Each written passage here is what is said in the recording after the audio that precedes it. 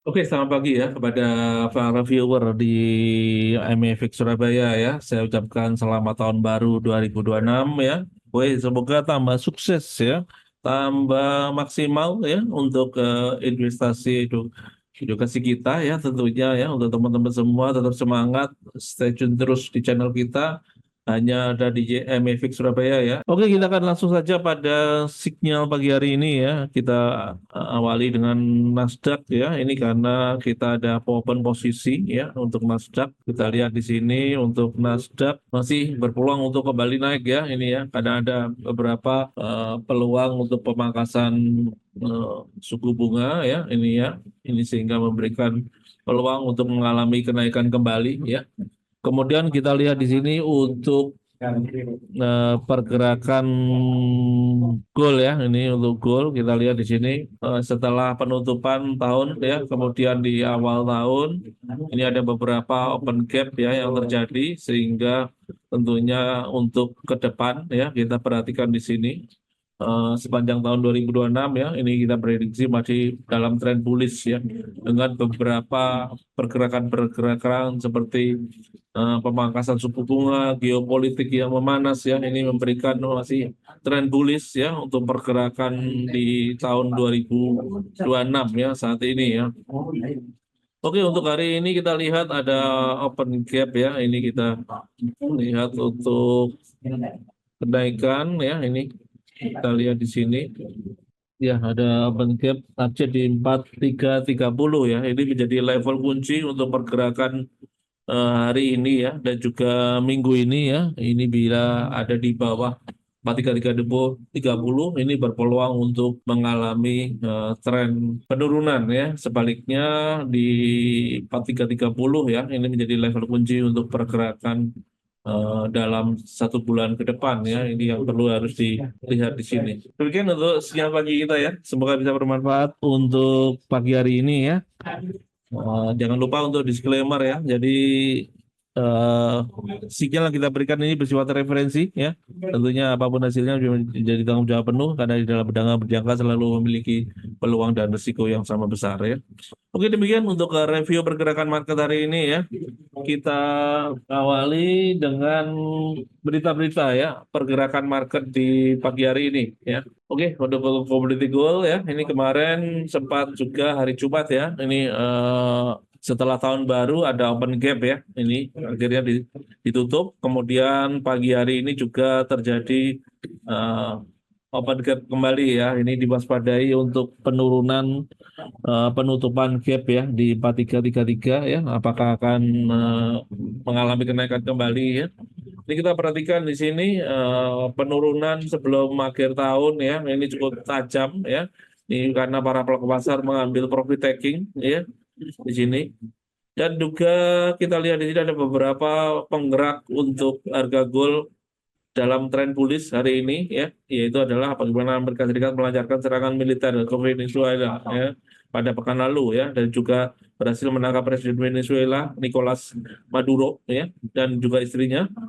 Hal ini juga meningkatkan tensi geopolitik ya, sehingga membuat daya tarik gold sebagai aset safe haven mengalami peningkatan ya. Jadi hati-hati untuk kembali ke area harga tertinggi sepanjang masa ya di 4.500 ya. Ini karena tensi geopolitik yang meningkat ya. Ini setelah mengalami penurunan di akhir tahun kemarin ya. Untuk area resisten hari ini ya, hati-hati untuk area di 4410 ya. Ini menjadi level kunci untuk pergerakan hari ini untuk resisten untuk melanjutkan kenaikannya, dan target penurunan diwaspadai untuk di area 4330 ya untuk area penurunan kemarin ya, dan juga area moving average ya. Moving average 20 ya. Ini menjadi level support, area support ya. Kemudian untuk oil ya, ini kita lihat untuk oil kemarin mengalami kembali penurunan ya, ini oil turun tipis ya, walaupun sempat bergerak cukup volatil ya. Kita lihat di sini untuk MA20 ya, ini untuk oil sudah di bawah, kembali di bawah moving average 20 ya, dan menunjukkan adanya tren bearish ya untuk penurunan oil. Kemudian dari stokastik oscillator ya masih juga memberikan dukungan untuk penurunan ya. Dari technical ya, ini untuk oil dalam trend bearish ya. Kemudian yang kedua adalah berita serangan militer ya pada Venezuela ya, yang merupakan produksi oil ya, yang Venezuela yang berhasil dikuasai oleh Amerika Serikat ya. Presiden Amerika Serikat Donald Trump menyatakan perusahaan minyak Amerika Serikat siap menggelontorkan miliar dolar Amerika untuk memulihkan tingkat produksi oil Venezuela ya. Ketika tingkat produksi Venezuela dipulihkan bahkan ditingkatkan setelah dikuasai, suplai oil secara global akan meningkat dan membuat harga akan tertekan ya. Oke, hati-hati untuk oil ya dalam tren bearish ya ini ya.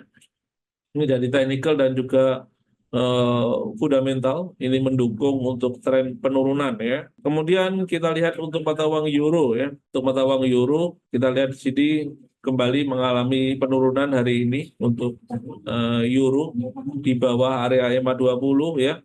Tren penurunan ya. Ini yang perlu diwaspadai apakah dolar akan bangkit ya. Untuk kita lihat di sini serangan militer Amerika Serikat ini masih mendominasi ya untuk berita-berita di hari ini dan terutama di minggu ini ya, yang membuat ketidakpastian ya pada pasar mengalami peningkatan sehingga permintaan dolar Amerika Serikat sebagai mata uang safe haven ya ini mengalami peningkatan ya, dan juga memberikan tekanan pada pasangan mata uang ini ya. Ini kita lihat di sini apakah dolar ya ini sebagai aset safe haven berfungsi ya sebagai aset safe haven ya sehingga mengalami penguatan. Ini yang perlu diwaspadai ya untuk mata uang euro ya. Kemudian di mata uang pound sterling ya, di mata uang pound sterling juga mengalami penurunan ya. Ini pound sterling ya, ini juga permintaan akan dolar Amerika Serikat ya akibat serangan militer Amerika Serikat ke Venezuela ya.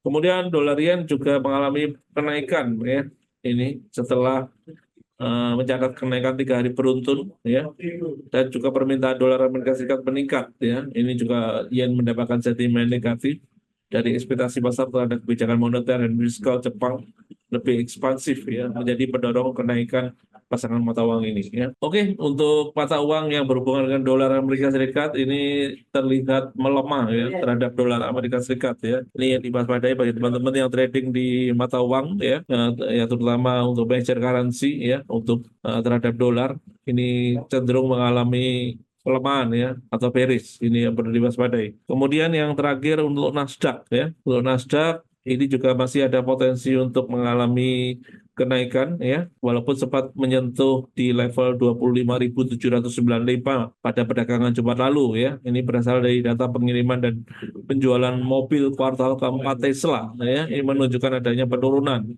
Hal ini memicu aksi profit taking pada saham Tesla sekaligus memberikan tekanan pada Nasdaq ya. Ini kita lihat di sini ya.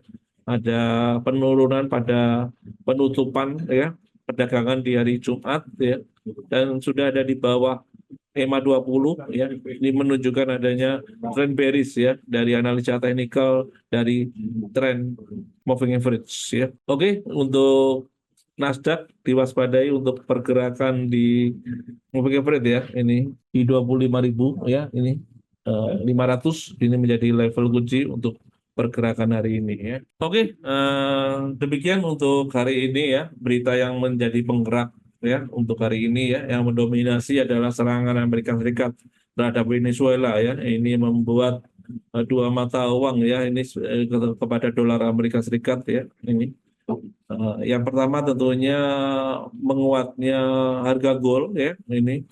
Yang pertama, kedua adalah oil ya. Ini oil membuat supply akan meningkat, ini akan membuat melemah. Akan kemudian ketiga, dolar sebagai aset safe haven ya. Ini akan memberikan penguatan ya terhadap dolar. Hati-hati untuk mata uang yang berlawanan dengan dolar Amerika Serikat ya. Ini diperkirakan akan melemah ya untuk hari ini ya. Oke, demikian untuk informasi berita penggerak market hari ini ya, yang perlu diwaspadai. Jangan lupa untuk memperhatikan resisten dan support ya untuk produk yang diperdagangkan ya. Oke, kemudian untuk berita hari ini, satu berita dari Amerika Serikat yaitu adalah ISM PMI manufaktur Amerika Serikat ya, pukul 22.00 ya, waktu Indonesia Barat yang berdampak pada pergerakan komoditi gold, forex, dan juga indeks ya. Oke, saya ucapkan semoga sukses bagi kita semua dan jangan lupa untuk bergabung kembali besok di waktu dan acara yang sama. Terima kasih, sukses untuk kita semua. Selamat pagi.